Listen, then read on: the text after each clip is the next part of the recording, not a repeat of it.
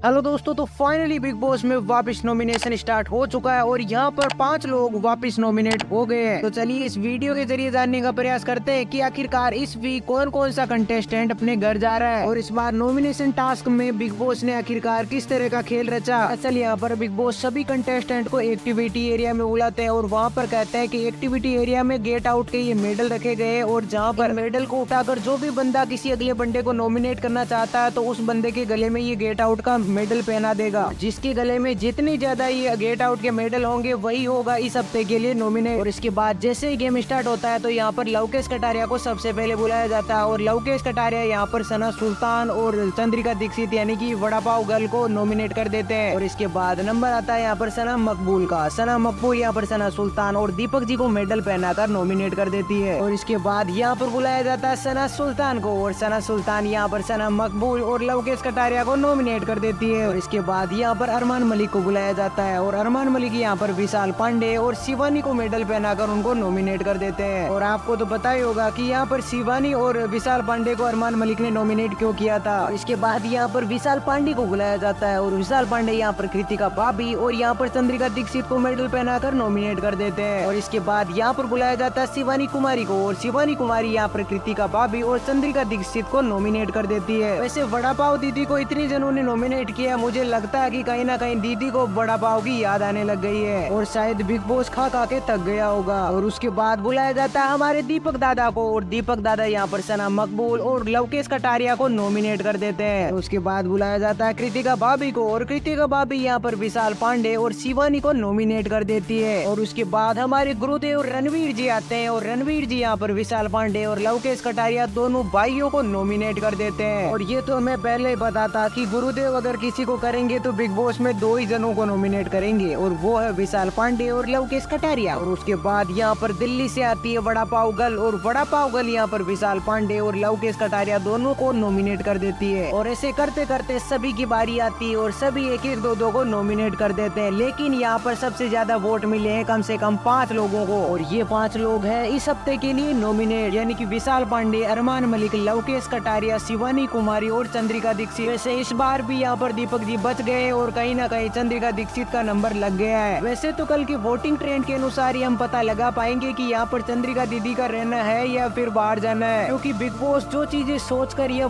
जो चीजें इनमें देखकर बिग बॉस शो में लाया गया था वो कहीं ना कहीं बिग बॉस को इस बार नहीं मिली है। तो देखते हैं कि आखिरकार चंद्रिका दीदी इस हफ्ते में क्या करती है और अपने को सेव करने के लिए कितना कुछ खेलती है। तो मैं मिलता हूँ आपको कल की लेटेस्ट वोटिंग ट्रेंड के साथ। तब तक के लिए आप हमें कमेंट करके जरूर बताइए कि इस बार जो भी नॉमिनेटेड सदस्य हैं उनमें से आपका फेवरेट कंटेस्टेंट कौन है।